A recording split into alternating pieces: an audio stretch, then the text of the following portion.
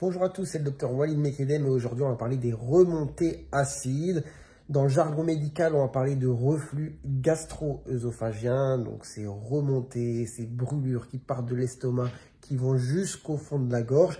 Chez certaines personnes, elles sont très présentes et très gênantes. Quelles sont un petit peu les causes et les facteurs favorisants, aggravants sur lesquels on peut jouer?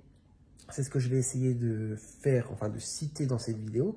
Alors déjà, principalement, l'alimentation. Si vous mangez de manière très copieuse, très grasse, et surtout si vous remplissez trop votre estomac, laissez de la place dans votre estomac quand vous mangez.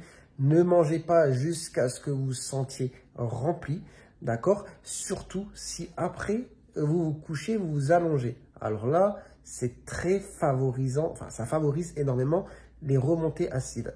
Donc, essayez, si vous êtes très sujet d'ailleurs aux remontées acides, de ne pas manger trop gras, pas trop copieux, mais de manière générale, essayez de laisser de la place justement dans votre estomac et évitez de dormir et de vous allonger juste après. Donc déjà, là, si on joue là-dessus, c'est déjà pas mal.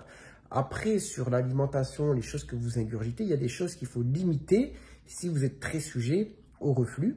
Alors le café, par exemple, et toutes les boissons à base de caféine, que ce soit le café, le thé ou les boissons énergisantes qui vont favoriser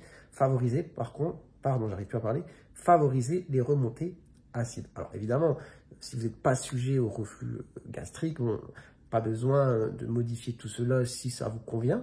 Mais si vous êtes sujet à cela, bon, peut-être que c'est une piste et que si vous diminuez, eh bien, ça peut vous soulager.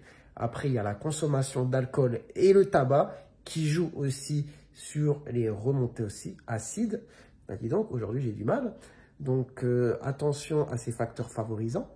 Après, il y a le poids, le surpoids avec justement la bidoche. La bidoche, le ventre, quand il est gros, c'est physique. Il y a une pression qui va se faire justement au niveau du ventre, cavité abdominale, qui va favoriser le reflux gastrique. Alors, plus facile à dire qu'à faire, mais il faut essayer de perdre du ventre.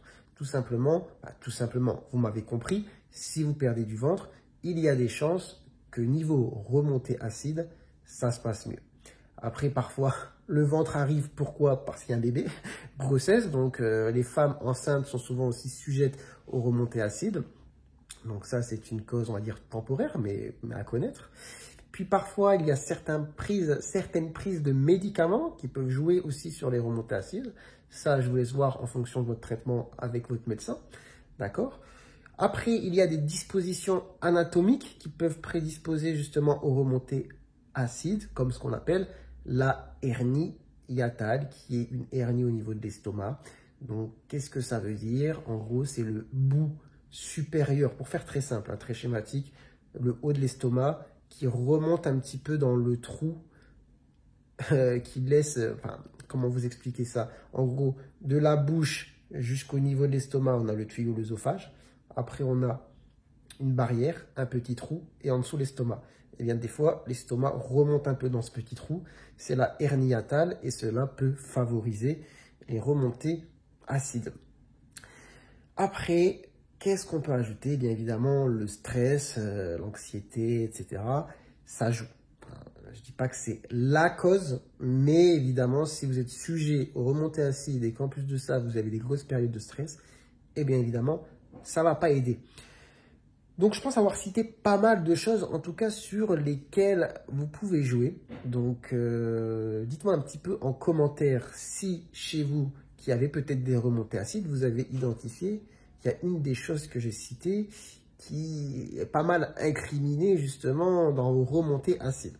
Bon, j'espère que cette vidéo vous aura été utile, que vous aurez appris des choses. Si c'est le cas, n'hésitez pas à la liker, à vous abonner si vous découvrez la chaîne. Et sur ce, moi je vous dis prenez soin de vous, prenez soin de votre santé et à très bientôt, je l'espère, pour de nouvelles vidéos. Ciao, ciao!